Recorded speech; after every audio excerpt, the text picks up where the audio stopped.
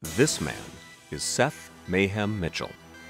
He steps into the ring with a wife, 2 kids, a college degree, and the ashes of old dreams on his shoulders. But the ashes of old dreams can set fire to new dreams. He calls himself a warrior, a Spartan. He fights for his family, his friends, his community. His big shoulders carry heavy expectations and the dreams of others. This man is on a journey. This, tonight, this fight, this is the next step. And the dream is on the other side of the bell.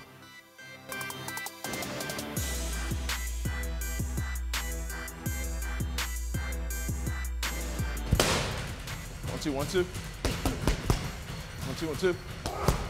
Left uppercut hook. And right hand. We're in Clinton, Maryland at my gym of Kirby Road Dream Team Boxing. Come here, this is my home, this is where I train at. We're in the heart of training camp. We got about 3.5 weeks to go. I'm breaking my body down, but it's what I gotta do to be prepared to go to battle on December 10th, and I'll be ready. I'm hurting right now. I'm tired, but I feel good. It's a good hurt. It hurts. It's mentally and physically draining, but I know that I'm doing it for a reason. I know why I'm doing it. I know that after the fight, when they say, I'm still undefeated, and they raise my hand in victory, that's the best feeling. Find it. There you go. Find it. I knew you had it. I want to hurt here. I don't want to hurt in the ring.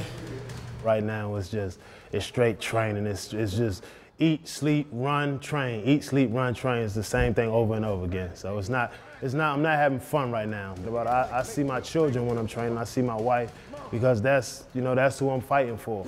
Come on. Come on. Come on. 10 seconds. Let's go. Come on, go, go, go, go. Come on. Let's go. Come on. Come on. 3, 2, 1. Time.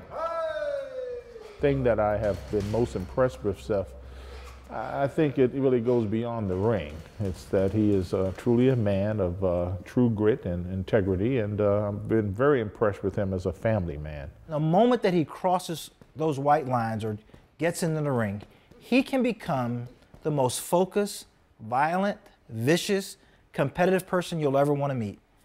And the moment it's over, he absolutely turns it off. He has that killer instinct when he's in the ring, and it's like when he sees that he gets the person hurt, he's gonna jump on him. He's not gonna waver for a second. But at home, it's a totally different case. He's great with our baby, who's a year old. He's the best dad, if you let my daughter Ariel tell it. Talk, he know how to hold the phone, and can't walk.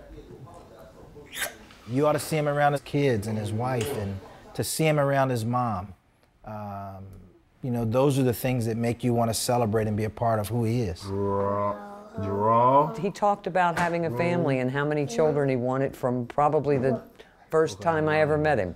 And that's what Seth's always wanted. That's just my life. I mean, I enjoy being a husband, and I enjoy being a father. What?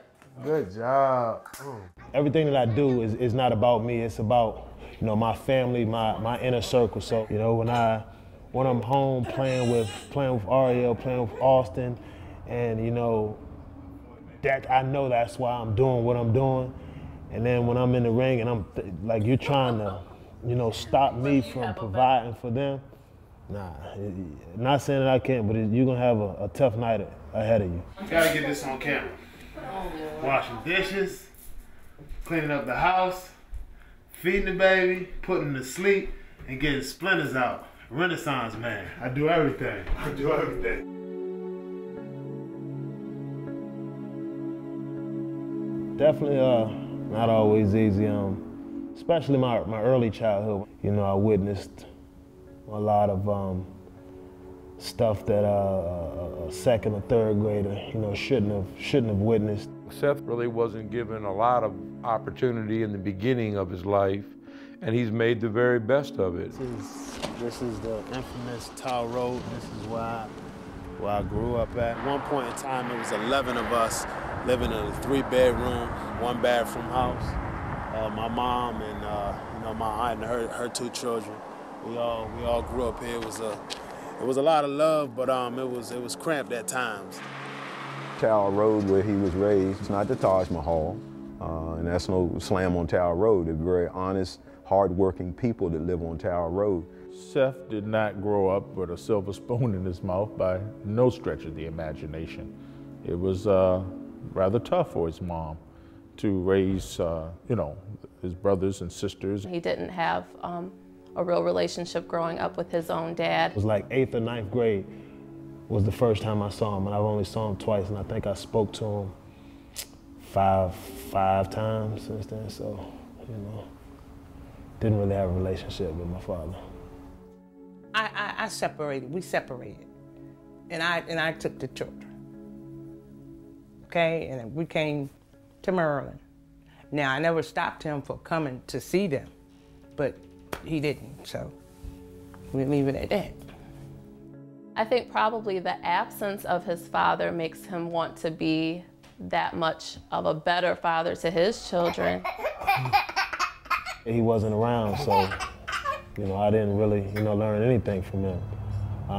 I've learned that I'm gonna always be with my children. It's pretty hard to grow up without a dad, but now he had at least 17 coaches that were around him that was his dad. We couldn't love him more if I'd given birth to him. He's just like our own child, basically. He has really become more of a son than a player over the years. He's very lucky and very fortunate to have such people that back him. But I think that really speaks to the kind of person he is, that when you get to know him, you get the sense that he's very truthful and that he's so kind, that I think people like the idea of supporting someone who they feel is a good person, and he really is.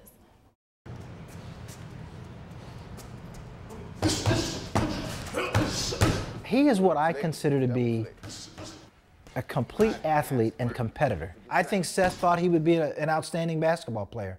And if you'd have watched him in high school play basketball, you would have said he probably is going to be. I thought he believed he was going to be an outstanding football player. And if you watched his career, he absolutely was. When he decided he was going to box, he was going to be an outstanding boxer. And if you look at the track that he's taken, the journey he's on the journey to be just that. This is where it all started as far as football. Anybody that want to play linebacker pretty much come here to Gwynn Park because of the way he played it. We had a defense with Seth. Nobody ever scored on this team at home. I can remember the play that Surrattsville was at the 1-inch yard line, and they had 4 downs to get it in. And Seth put a line across and said, "You won't be crossing this line because nobody's never scored against it." And Surrattsville didn't score. That was the end of that. Nobody's ever scored on us in 2000 here on our field, and he made sure that. Yeah, he was a good linebacker. Yes, I used to go out there and watch him play. And then Gwynn Park at school, they retired his jersey, number 48. First jersey ever, got retired in the school. This jersey was put up, and right after Seth graduated, was because of what he did for Gwynn Park. Not only that, he was an All-American, one of the top recruits in the country. So, everybody comes in and looks at the jersey and says, "I want to be just like that guy right there. He's going to be the next heavyweight champion of the world." The 48 on my trunks is my high school as well as my football number, and I have a Spartan, on the back of my trunks, and I would like to, think that I compete like a Spartan in the ring. Seth's football career at Michigan State was cut short after his 7th knee surgery.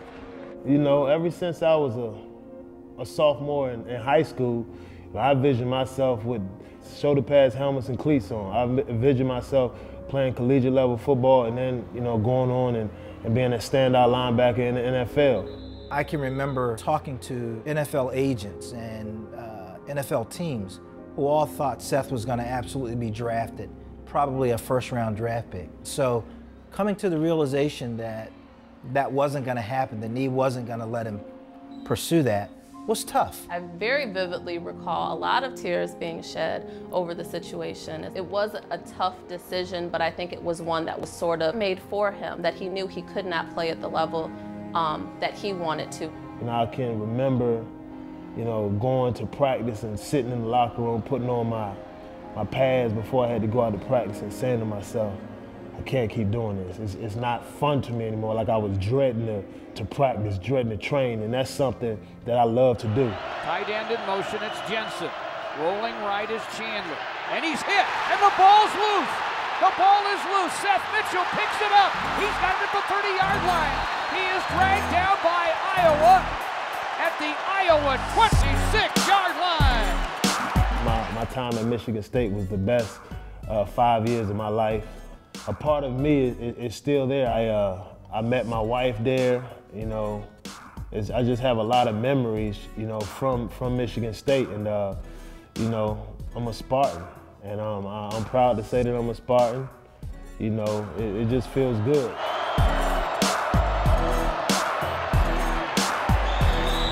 He is so proud to be a Spartan. We have had some major discussions. If I forget to speak of Michigan State and leave off the state, don't dare have that happen. My degree is in criminal justice with a specialization in security management. Oh, I knew he would get his degree. He always took school seriously, and I'm not gonna say that he was like, oh, I can't go out this weekend because got this exam coming up. It was never like that, but he was never gonna jeopardize graduating. To be honest, the only way that I wouldn't have received my degree is if I had left early to go to the NFL. And actually one semester we did have a going bet that about our GPAs, that he would get a higher GPA than me, vice versa, and he definitely blew me out the water that semester. I think he had like a 3.75. It was like the best he had ever done, like a 3.75, and all it really took was me saying, I'm gonna do better than you. And he was like, oh no, that'll never happen. She challenged me, and you know, if you challenge me, I'm gonna step up to the plate. There you go. Yeah. Yeah. Good. Now come right back up top. You can hit him with double right hands. Go. We are 4 days away from the fight. I'm tired of training. I'm ready to fight. I was ready to fight 4 days ago, so I'm just looking forward to, can't wait for Saturday to get here. You know, you spend your whole life telling your kids don't fight, and then one of them grows up and becomes a boxer. After graduating from MSU, Seth was counseling kids at a local school. He saw former Notre Dame football player Tom Zbikowski boxing on TV, and he thought, if he can box, I can box too. I can remember the conversation like yesterday.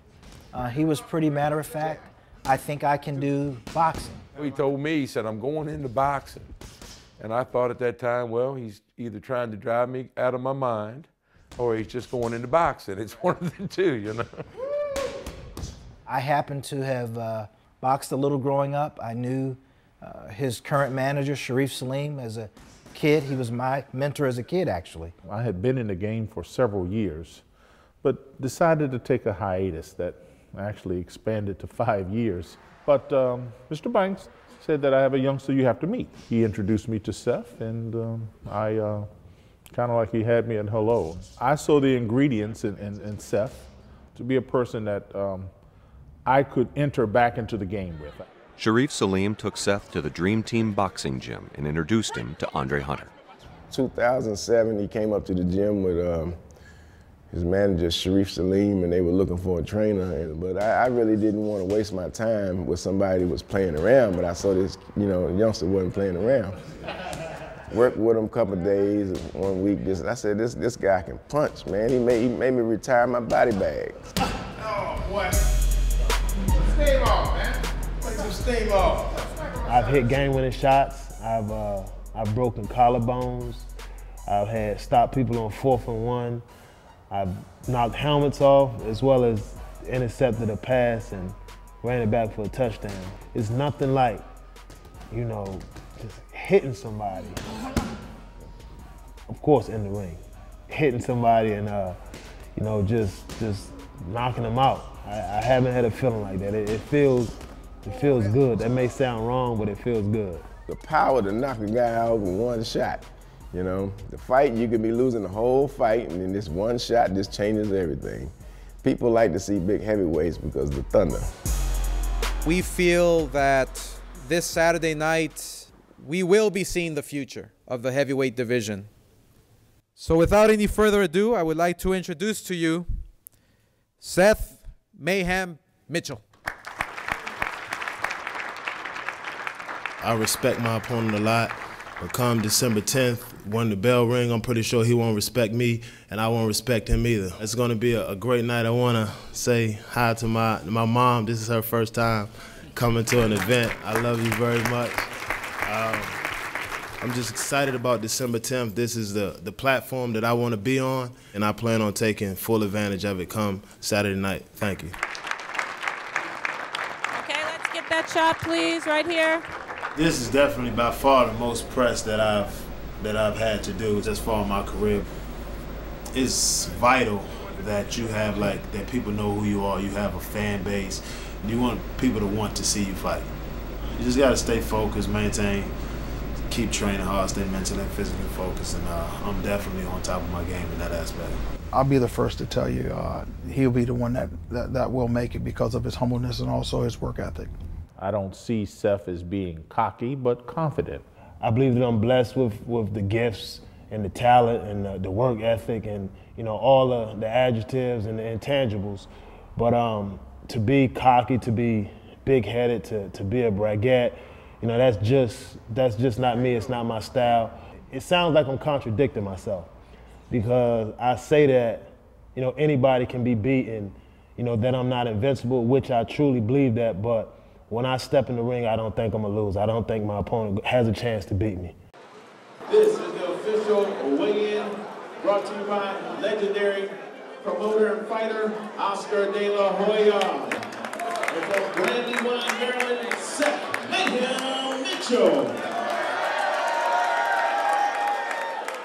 On the scale at this time, former Michigan State linebacker, undefeated heavyweight Seth Mitchell, 240.5 pounds. Keep dragging them on. All right, that's a lot of tension there, fellas. That's enough. What Seth means to the Washington, D.C. area goes a little further than boxing itself. I'm an old guy, and to see a young man come along like him, it makes me happy that he's a product of this county, Prince George's County in Maryland, and he's gone on to do great things. This area could always use role models. I don't think Seth goes out the door every day saying that I am a role model, but inevitably that's what he is becoming. The kids here in Brandywine and in Prince George's County can say, hey, look, this guy made it. This guy went to Gwen Park. And now look what he's doing with his life. And, and I hope that he can be a very positive role model for some of these other children that are floundering.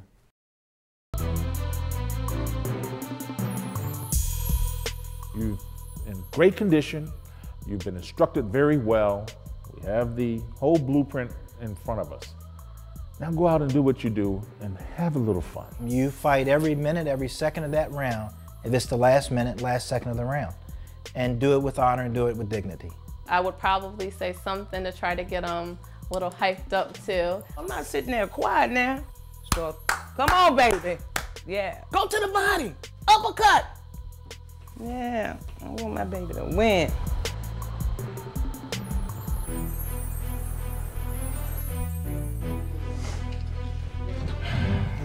Seth, before the fight, Timur said he knows you're strong, but this ain't a weightlifting contest. This is about boxing, that he was going to teach you how to box. I'm not a weightlifter, I'm a boxer. You know what I mean?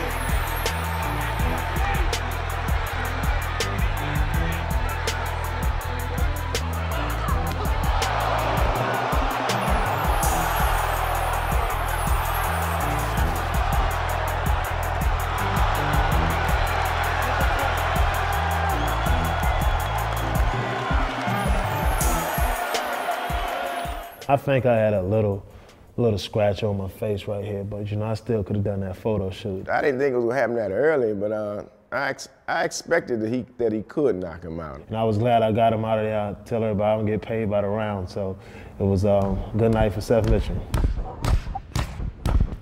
I enjoy this. You enjoy this? Yeah. You see how he beat me up yesterday, right? Pay that.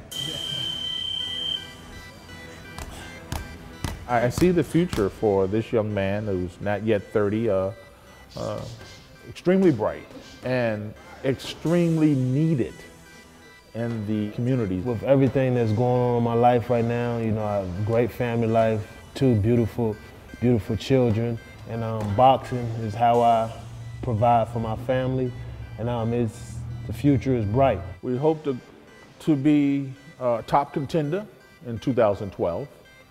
Possibly one of the belts in 2012. And I'm not looking too far ahead. I'm looking at who's my next opponent going to be. And I'm just going to continue to get better and continue to knock them down as they put them in front of me. So the journey continues.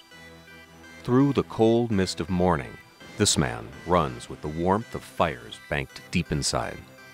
It's the blaze of the dream fueled by victory. Each step takes him further from the echoes of old hopes and deeper into the dream, and toward the next bell.